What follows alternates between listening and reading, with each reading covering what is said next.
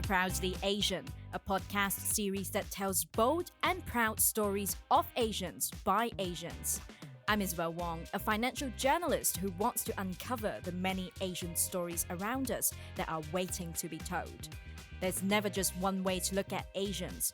This podcast will take you through a deep dive into the life stories, struggles, and triumphs of young Asians around the world.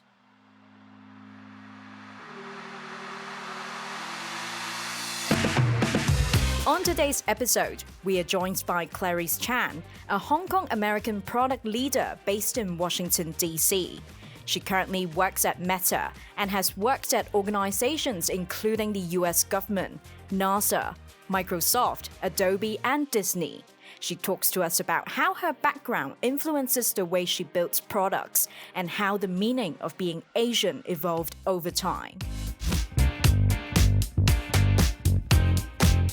Our guest today is a walking example of a girl crush and girl boss because she's incredibly intelligent and has a career that could be 2 to 3 people's careers combined, quite frankly. So welcome to Proudly Asian, Clarice. Nice to be here. Thanks for having me. Great. And to start off the conversation, like many of the guests that I have on my show, I just realized I don't know enough about their background, their life story. So why don't we start with talking about your background? Who are you? What are you? And where did you grow up? Those are a lot of questions.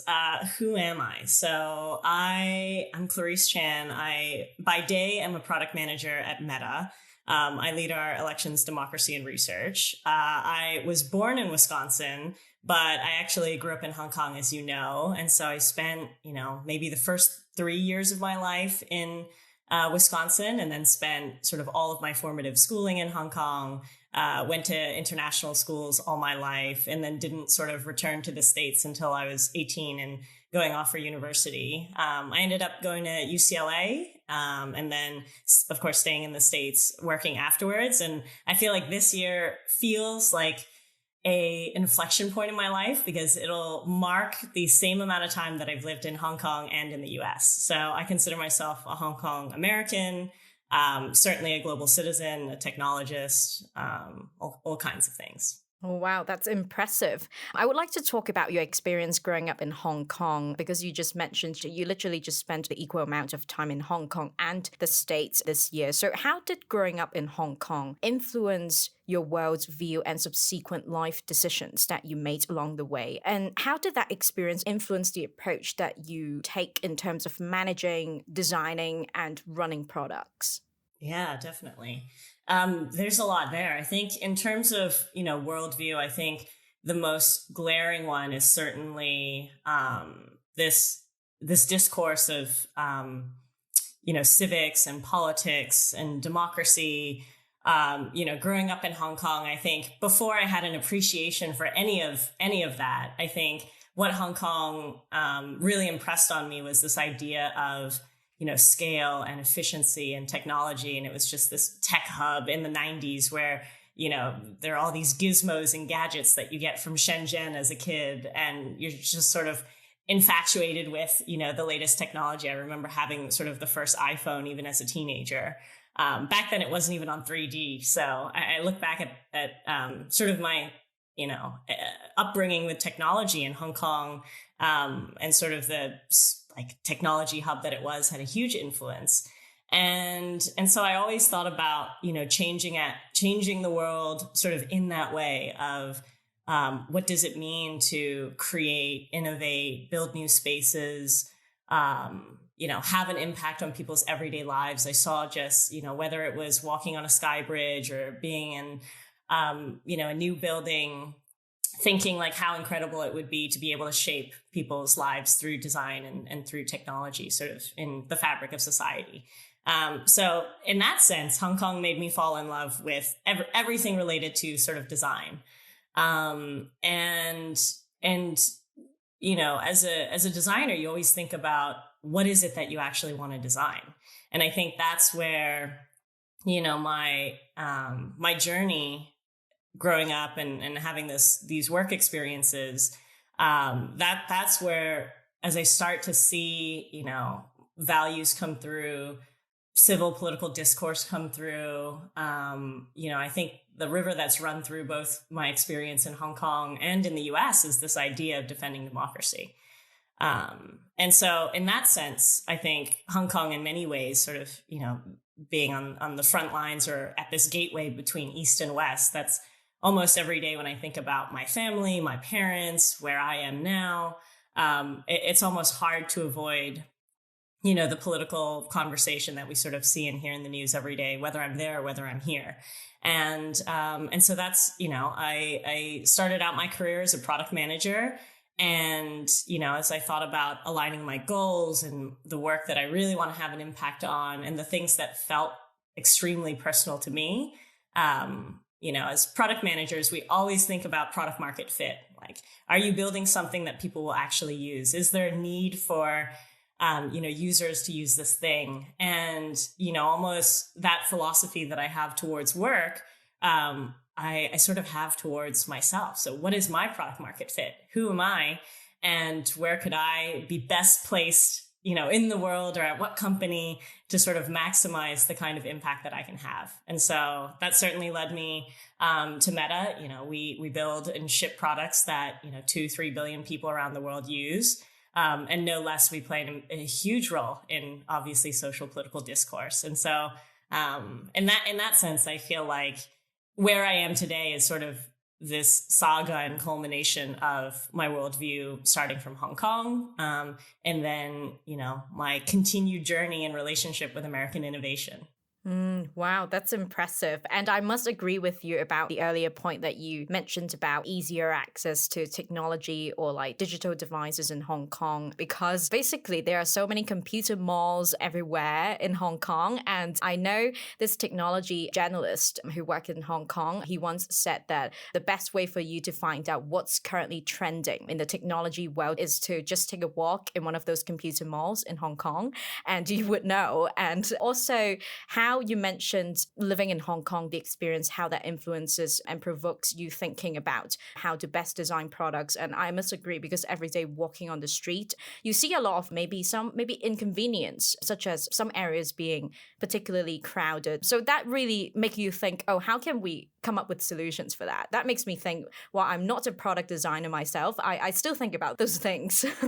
But moving on with the conversation, despite being born in Wisconsin, do you relate to Hong Kong or America more? But how did you feel when you first moved back to the US when you started uni? Yeah, I think this is, I think me and a lot of my friends, we sort of share this identity and feeling of sort of identifying as a third culture kid or neither being here nor there. We first met in Hong Kong way back when. And even in Hong Kong then, I felt like, even though, I'm from Hong Kong, my dad's from Hong Kong, I'm Chinese, by going to an international school, you're just sort of inherently treated as an expat. And so you're like, from your own city, you consider this your own city. My Cantonese is very subpar, especially at this rate in my life. But it is sort of weird growing up feeling almost as if you're a foreigner in your own city from the get-go. And for a lot of international school kids, our future or destiny was eventually to go overseas, whether it was Canada, the UK, Australia, coming back to the US for me. And so it's sort of weird thinking that home is actually a waiting room. And I think that's an unusual situation for a lot of people. Coming to the US, even though I spoke great English, didn't have an accent, was certainly very culturally American, grew up even though I grew up in Hong Kong, I certainly grew up in a, American sort of cultured household and with a lot of sort of Asian American sensibilities, in that sense. And, I think the first 4 years of college were actually surprisingly hard because there's America is so saturated in its own culture that if you didn't actually grow up here, you miss a lot of the pop culture or zeitgeist references. And so even though I didn't have an accent and people didn't think I was a foreigner, I also had this huge gap in knowledge. I didn't even know like how, the legislation worked or what was in the Constitution, or I've never like pledged allegiance, just not having gone to a public school in the US. And, I was, 22 the first time I heard the phrase catch 22. And I remember asking, what does that mean? And people looking at me and being extremely confused, especially because I didn't look like a foreigner in the same way that you would think I did. And so in that sense, I think it's a hard conversation for Asian Americans in a way, because I think internally we actually don't feel like we fit anywhere. We're neither here nor there. Like I go back to Hong Kong and I'm not really from there. I'm not embraced in the same way that people think I'm a local. Yet I'm here in America and people know that, for the most part, I'm American. But once they hear I sort of grew up in Hong Kong, there's also a little bit of a distance and gap of sort of not growing up here. But it's bittersweet because, I think one of the privileges too is that you can sort of fit in and assimilate and cover and present as being from both places. So externally, you actually fit in everywhere. And so I think there's both, almost like a loneliness in the world, but also a sense of oneness, just kind of being a global citizen. And luckily with global development and migration and all kinds of things, I think these kinds of journeys, or being from multiple places, are now more and more common, that I think everyone have their own sort of unique stories of where they're from and how they actually identify. Yeah, I mean, in terms of story of being a hybrid Asian, I think a lot of Asians eventually, when they grow a bit older, they come to appreciate that awareness of knowing how different systems work and how different cities operate, which, like you mentioned, that make them a lot more adaptable, which make them fit in everywhere, basically. Now, like we mentioned in the guest intro earlier, you are so accomplished and successful. Have you ever faced any setbacks, challenges as an Asian or in life in general? Yes, I think everyone faces setbacks, and people often don't see your setbacks. So I think it's always fun to sort of reveal behind the curtain a little bit. I will say the summer that we actually met at Hong Kong Discovery was like a little bit of an inflection point or a pivotal year for me, because I was a freshman at UCLA at the time. I was in my first year at college. I was studying design. I wanted, a real time, like big shot internship. I remember applying to Disney and DreamWorks and Pixar and Lucasfilm, and really just like wanting to get my foot in the door somewhere in the film industry. And, as a very ill-qualified freshman with no experience, but passion, I basically, got rejected far and wide everywhere. And it was the first time that I really, truly felt like that scale of rejection and defeat. Because up until then, you sort of like, you apply to universities, you'll get into a few, you won't get into a few others, but it's sort of in the cards. And so because I didn't, land an internship in the US that year, I remember going back to Hong Kong in the summer and just sort of like being super defeated, sitting at the dinner table, talking to my dad about it. And he said, there are magazines around Hong Kong. Like, I'm sure we can find you, an internship to work on some design somewhere here. And so I had this internship at this magazine company where we met some decade ago now. But going through that failure, going through that experience, I realized if I want to be anyone, if I want to do anything, I have to take it from here. Like, I'm at the point in my life where my parents, no matter how accomplished they are, they actually can't help me. My dad has no connections, in Hollywood, or anywhere else. And I sort of like had this pep talk with myself around, because I also am not established in the United States in the same way. I didn't grow up here. I basically don't have a network. I realized I needed to build my own foundation and find my own path, forge my own way. And, I think that was truly, a inflection point that ignited and sparked not just, a sense of passion and motivation to really work hard, but I think it's hard not to be a dreamer in LA and, growing up in Hong Kong and sort of having very, not just ambitious, but audacious goals for yourself. And yeah. And so, since then I would say I've been on a little bit of a career tear, but, yeah, I finally got my foot in the door, uh, at Disney eventually, not without blood, sweat, and tears. And then, one thing sort of led to another, and, had just incredible mentors, opportunities, stepping stones, ladders. And I eventually moved, more and more into product design and technology and innovation, throughout the course of my career. I must say, when I met you, you were already showing a lot of talent, and I was already in awe of all the skills and ideas that you had. And I also relate to that experience that you had there because I've been dreaming of becoming some sort of broadcast journalist since I was 5. And I still remember being a fresher at uni. I was kind of frustrated because oh, how do I get my foot in the door in the TV news world? Because it's not like this kind of jobs just come really easily. It's not like you would find a window of application. Sometimes you just needed that connection to get your foot in the door. And I remember being so frustrated, but then somehow I got into some other internships and job opportunities, and eventually led to a TV news career as well. And if I could speak to myself when I was 17, I would just tell her, just embrace anything that come your way.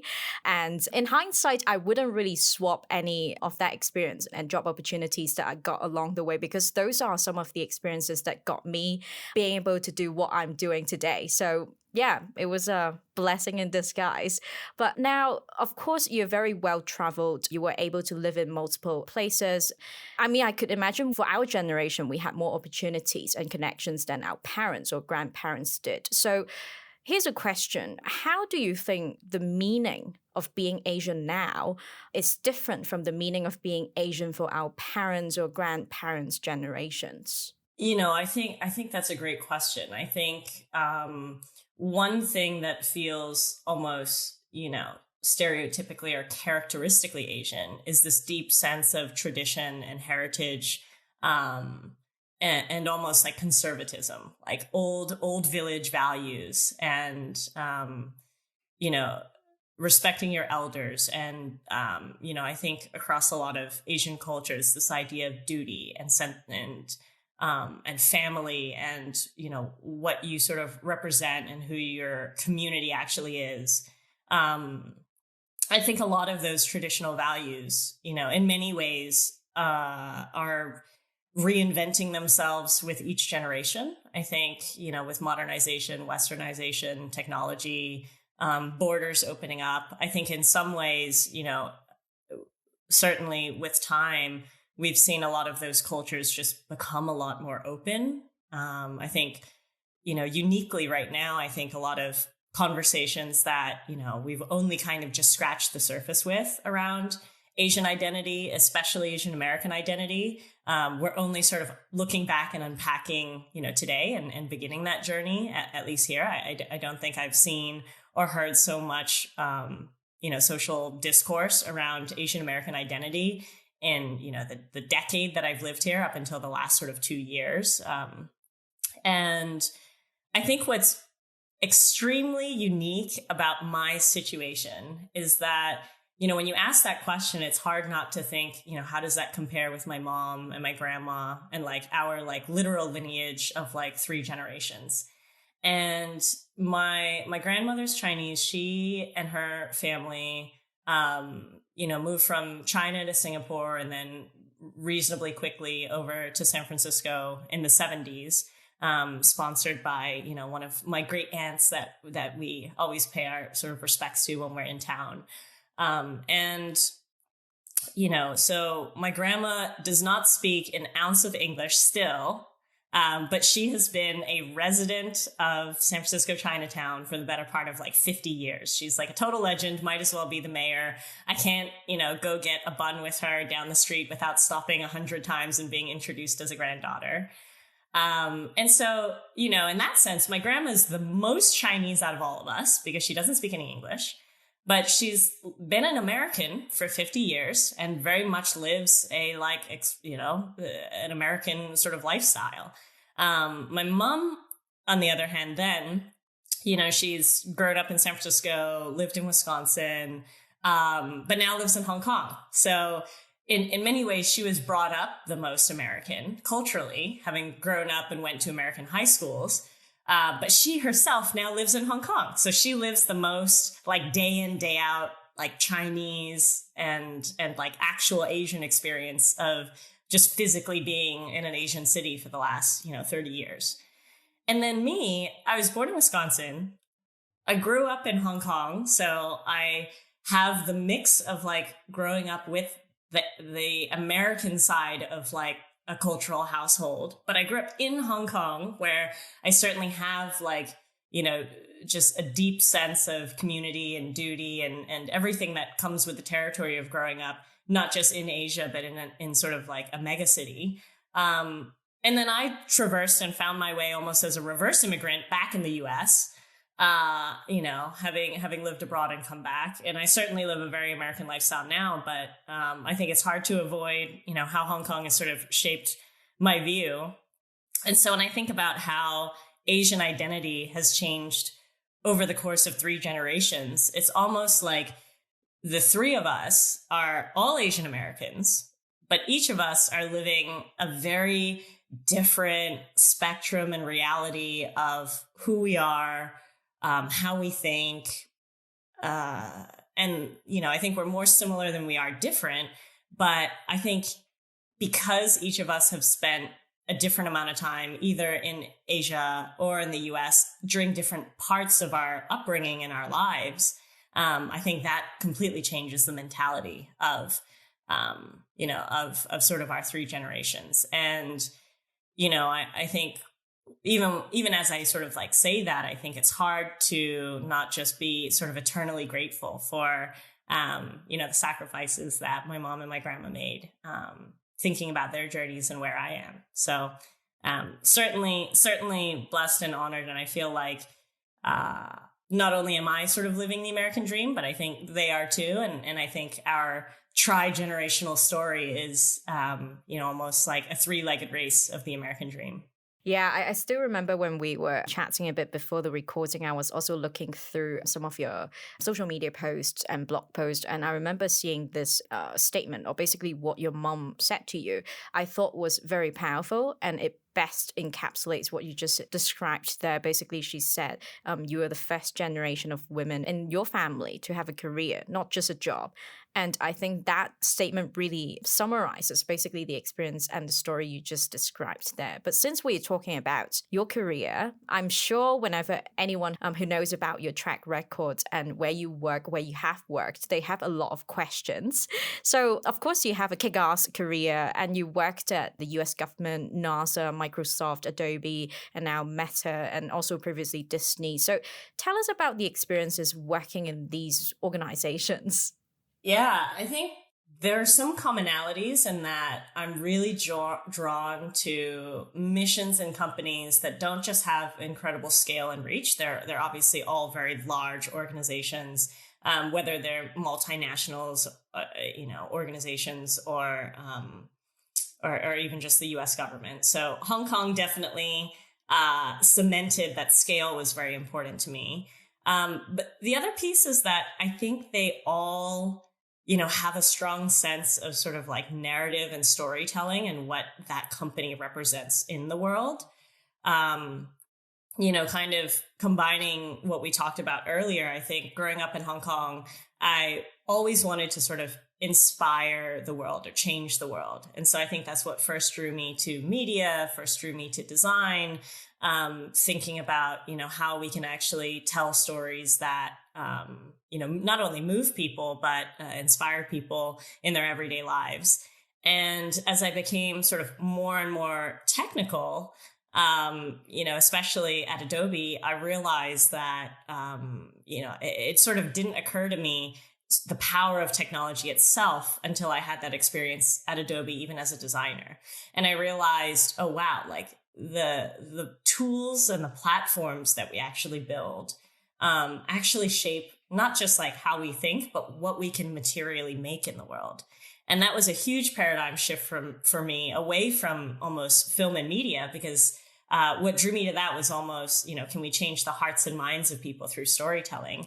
And then I realized that, through products, through innovation, through giving people the tools and means to, create value or to generate new businesses and new ideas, I think that was almost like way more immediate and way more powerful.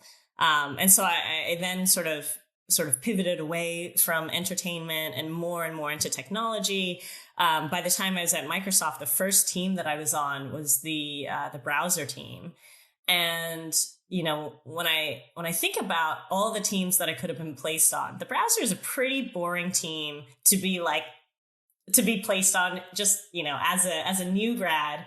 Of all the sexy sort of products out there, everyone wants to be on the Xbox team or the HoloLens team. And I'm stuck with the browser. But, I think that team had a incredible impression on me because I learned, one, not only what it meant to sort of ship product at scale, but it taught me all these other things, like how to build arguably the only product that everyone in the world needs to be able to use. If you buy a computer, the only app that you may ever use is the browser.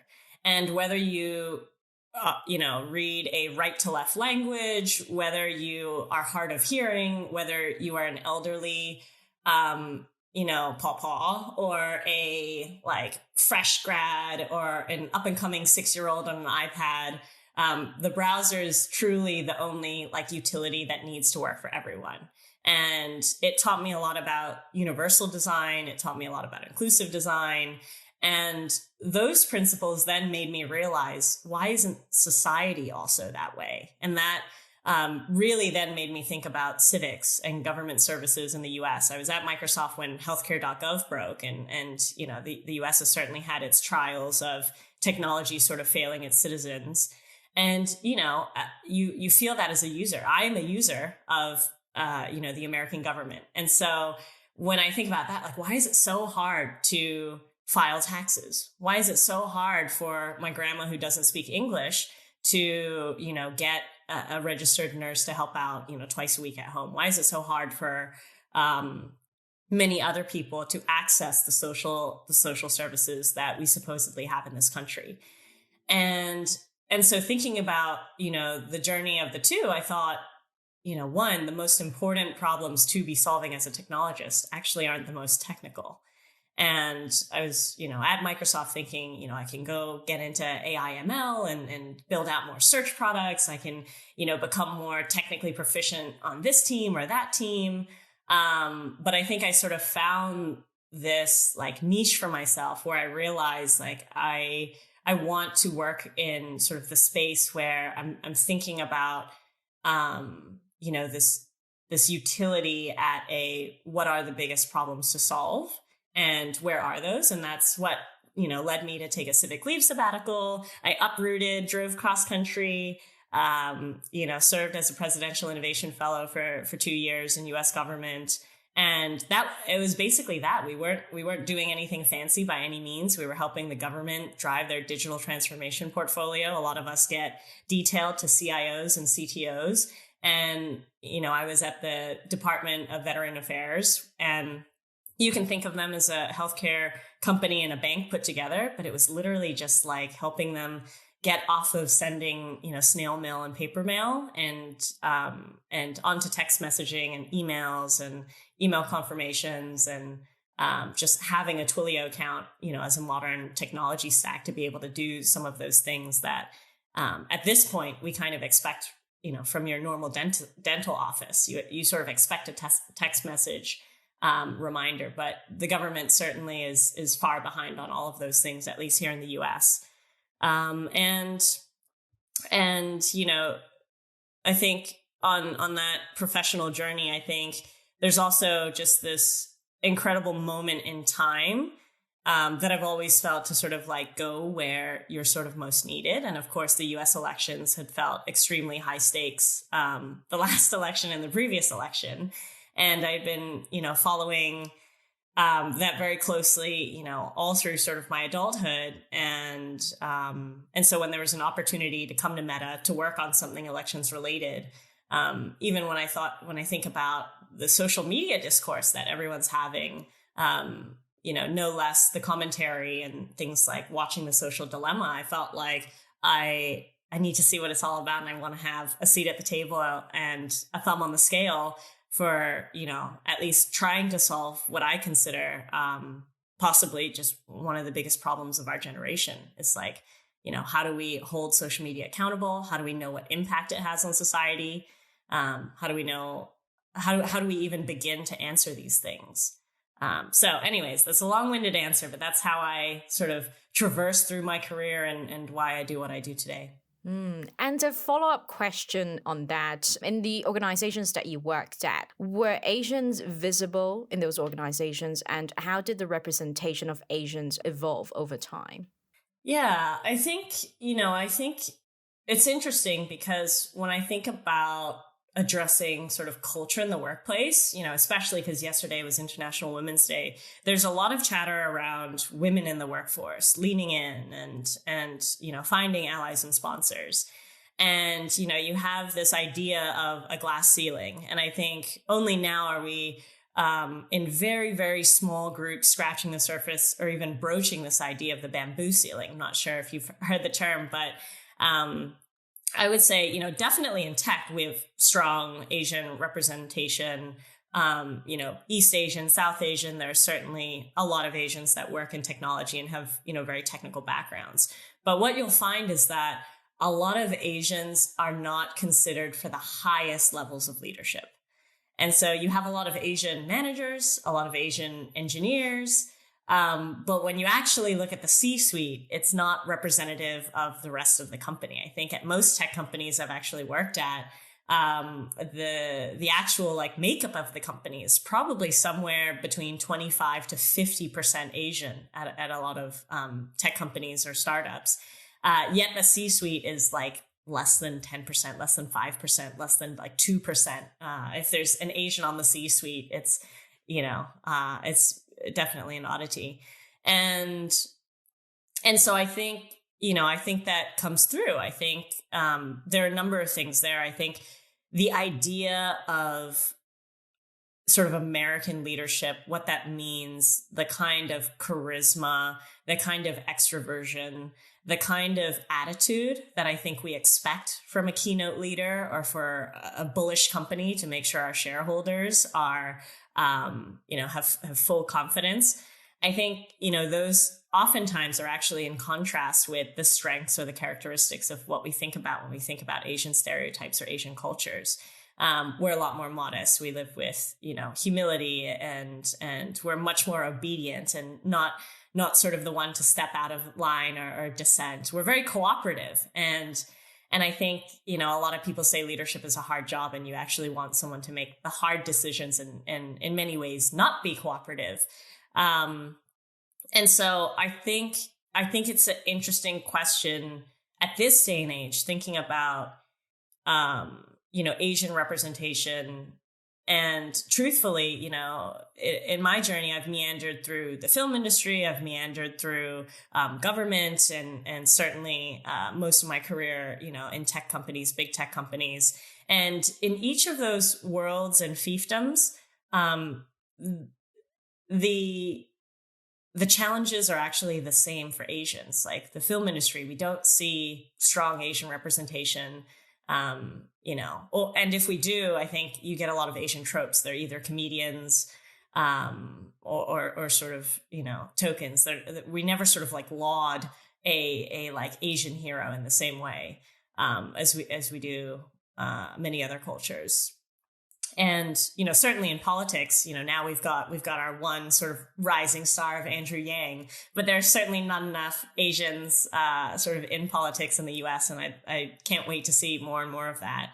And then, in technology itself, there's certainly a lot of, South Asian CEOs and tech leaders, but you rarely find, East Asian, Southeast Asian leaders in the same spotlight. And so I think that's where, elevating stories and also just the diversity of unbuckling and untangling this shared identity and this shared block of being Asian and more specifically, decoupling and having pride and identity sort of within each subgroup, I think is something that we're also only scratching the surface of today. Yeah, on the conversation about the future of leadership, I know there has been a lot of discussions around that. And especially, I remember when I was doing research previously for a campaign and stories that I was running, we know that Asia, in terms of widening representation in leadership, they are doing a better job than America. I mean, there are a lot of factors, like, for example, for women who are able to become leaders in this part of the world, there are also factors around how they have access to foreign domestic helpers, which they could focus solely on their jobs. And at the same time, I feel like in the corporate world in Asia Pacific, there's a sense of growing appreciation in terms of more thoughtful leadership, more mindful leadership, rather than that whole image of like needing a strong man, an alpha male, which I heard is quite prominent still in America. But since this episode will be released around Women History Month, I just want to know, after all that you have gone through, what advice would you give to Asian women who aspire to have an accomplished career as well? Yeah, that is a great question. I think I'm lucky to have had so many mentors throughout my own career. One of whom, Donna Sarkar, she's, a incredible force at Microsoft. She probably mentors like 1,000, women at the company. And she gave me this book that she actually wrote. It's called Hello World, or You Had Me at Hello. And it's really a book around mentorship and getting your start and sort of, all of the great advice that I definitely would want to pass on. But I think one of the most profound lessons that I learned early that I would definitely pass on and tell every other woman is this idea of don't think about cultivating a mentor as a like single human being. I think a lot of people think like, oh, I need to find myself a mentor. And once I have a mentor, like they are like singular, my mentor.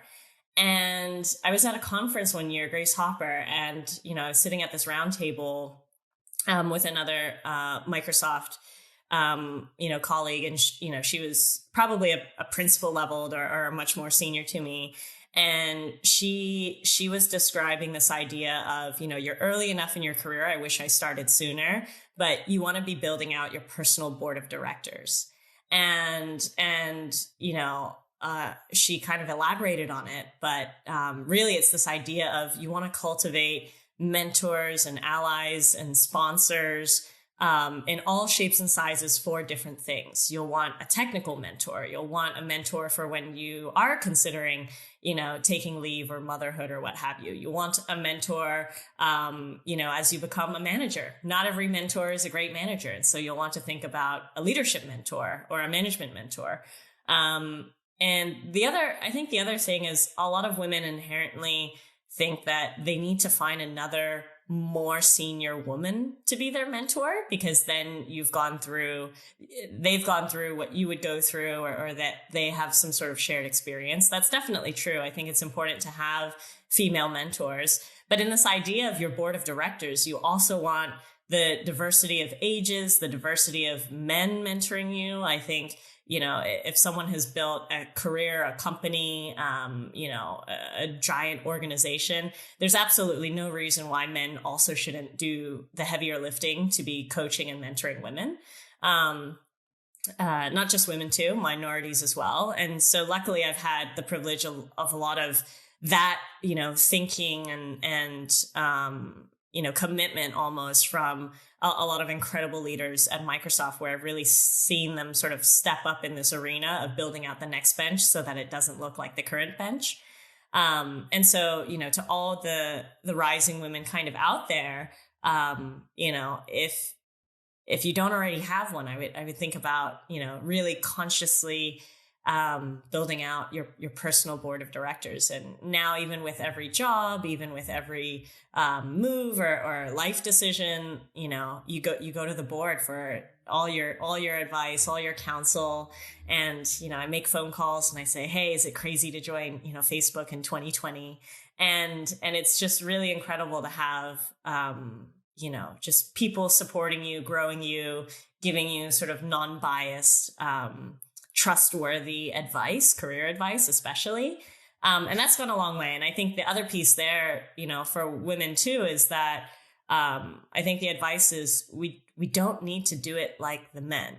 I think the way that men have access, or that men lead, assuming you want the same job or the same sort of arena, we can also do it our own way, and it'll look different. It might look more cooperative, and it doesn't have to look or be or feel the same way that like a previous male leader would have done it on the same team. And so in my mind, I think it's sort of, find your tribe, build your community, build out your board of directors, include everyone, men and women. And I think if you really have big, ambitious goals, I think one thing that I learned in government and in big corporate America is that you can never do it alone. And so I think finding the people that you work best with and finding the people who round out your blind spots is probably, the name of the game. That's a really good advice, and it makes a lot of sense as well, because especially for people who aspire to become a leader, being aware of diversity of thought is important, and it only makes sense for them to have a support network that represents diverse viewpoints and voices. But we're going to talk about another topic. In the past few years, there has been some challenging times in terms of being Asians, especially being Asians in America and Europe, having seen the amount of violence and hate against Asians. So how did it all make you feel? I think it's certainly disheartening and triggering topic all up. When I think about the hate crimes, I think the first piece is that the saddest part is a lot of them were against elderly, and I think I think that's very hard, because you think about your own grandparents and sort of how helpless that they can be. The violence in particular, I think, is hard for women, because not only do we have this experience of hatred towards Asians, but I think, you also kind of experience objectification, sexualization, with both media and other things. And so I think, a lot of Asian women in particular not only feel vulnerable plenty of times throughout their lives, but certainly so in a heightened sense now. I think, whether it's here or elsewhere, I would say we live in a reasonably sort of safe country. But as an Asian woman, it's a daily sort of event to be even in a very fancy mall, but to still look behind your shoulder when you're walking to the bathroom. And I think that's something that, we just always have a heightened awareness of every day. It can be uncomfortable. It shows up, in sort of all aspects of life, whether it's in your work life or in your personal life. And, on the one end, I think it's brought a conversation to the forefront that used to just happen in the shadows. I think Asian hate crimes have certainly happened across the country, for generations, decades. It's certainly not a new trend in a way. But, with sort of the boom of social media, we're now actually talking about it and being able to see footage and being able to see and witness, the rise in these hate crimes, and also begin to address it and draw attention to it and unpack it and challenge it and have these hard conversations, not just with coworkers, but with kids and with, parents alike, and with neighbors, especially. And I think that, is continuing to open up a dialogue. I think what's hardest, or what's most unique about talking about a lot of this, is that Asians are very proud, and previous generations especially hate vulnerability and weakness. And, I think about the strength of my mom and grandma, and they will go down with an absolute fight before they sort of like show a tear or a sign of vulnerability in some cases or in some moments. And so I think culturally we're a very proud, we're a very proud group. And so I think talking about hate crimes, talking about actually being victims is something that I think is very uncomfortable for our culture. And I don't have the answers for that other than I think, I certainly feel challenged by it every day, but I think it's also opened up a dialogue, not just with other generations, but something that I think we're only just beginning to tackle and to also express ourselves through the arts. I have a good friend, Amanda. She does the campaigns and posters. She's a muralist. And you'll see murals and posters all around, New York, Minnesota. She did one here in DC. And there's sort of these like incredibly Stop Asian Hate sort of campaign posters. And I think we've just seen this wave of art and expression at this intersection that we've never seen before.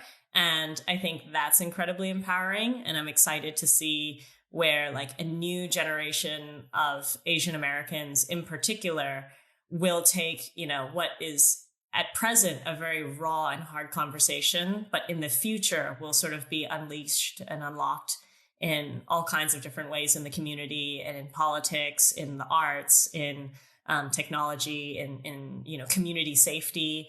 I think it's sort of, we're just in the raw state of feeling what this means to us, but I think the way that actually translates through will and innovation will be very exciting to watch over the next couple decades.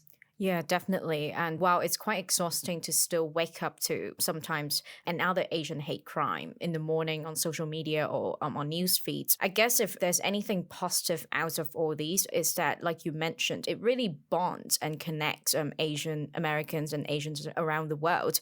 And we are seeing a newer generation of Asians flexing their creative muscles to support this kind of anti-Asian hate movement.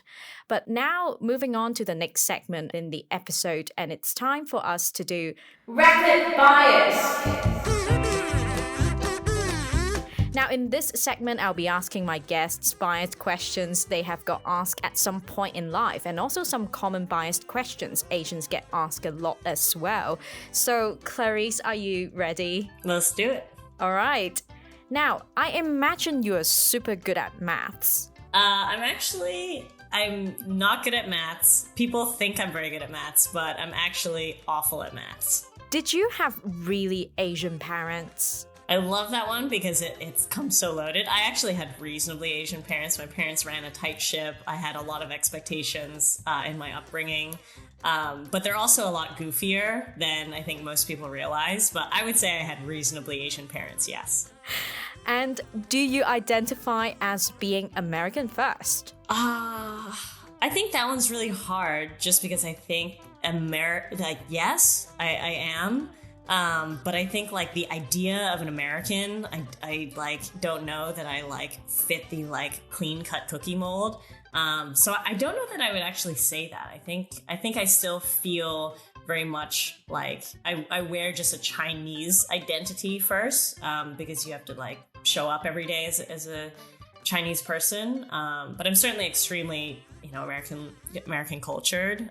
So I think that one's tough. Are you mixed? You don't look and act super Chinese. I actually get that one a lot. I'm not mixed. Both my parents are Chinese. But somewhere in the bloodline, we think there could be a little bit of Portuguese on like a Macau, like relative, like, tinge in the mix of things. But now I'm otherwise full Chinese. Your English is really good. I usually thank people and then I ask why it wouldn't be, and then they start to sort of blush or get a little bit red. But no, yeah, I would hope so, having gone to international schools and lived in the US for the better part of a decade. You don't seem very shy or timid as a Chinese person. Yeah, this one is true. I think I'm sort of like the most extroverted person in many ways, but I think that's where I definitely want to challenge people's expectations of who and how Asian women can be. Both being feminine, but also being masculine and being outspoken and, challenging authority, and being a little feisty. So I like to think I represent a sassy Hong Kong girl on most days, which if you've met any sassy Hong Kong girls, they're definitely not shy. Thank you so much for playing this round of Rapid Bias, Clarice. Thank you.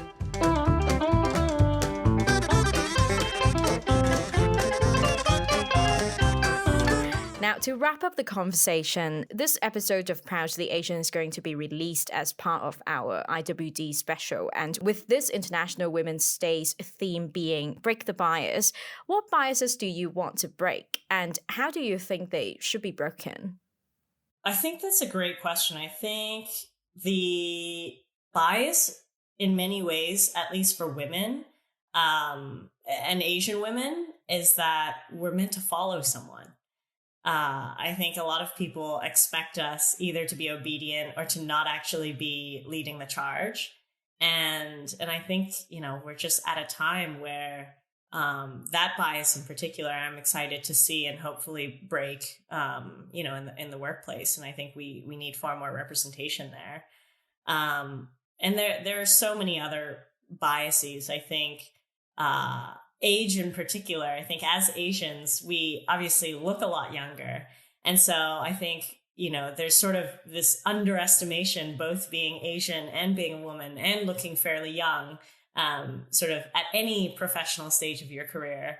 And I think in tech, ageism is certainly a bias that we're constantly fighting and wrestling with and otherwise. But I think that idea of, people can lead and thrive and do anything at all ages, at all stages of their career.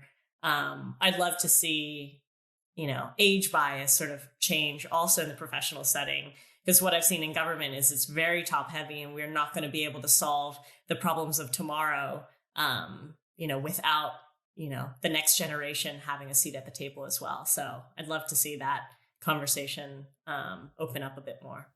And finally, to you, what does it mean to be proudly Hong Kong American?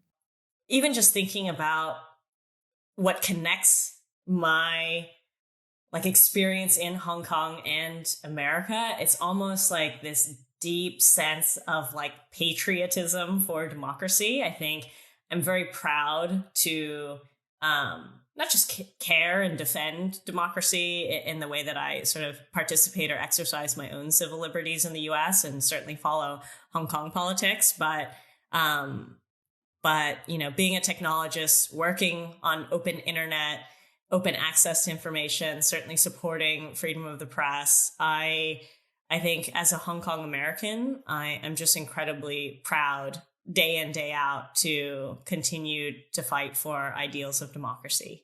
And I think that is something that I'm excited to see, carry through. And I'm extremely proud of what both cultures are doing in many ways in terms of showing up for that fight. And I hope so, for future generations in the rest of the world.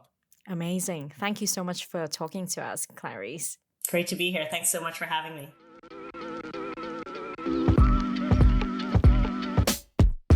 That's it for this episode of Proudly Asian. Don't forget to follow us on Instagram @proudly.asian for more content. We're on Spotify, Apple Podcasts, and YouTube. Thanks for tuning in. Signing off for now, I'm Isabel Wong.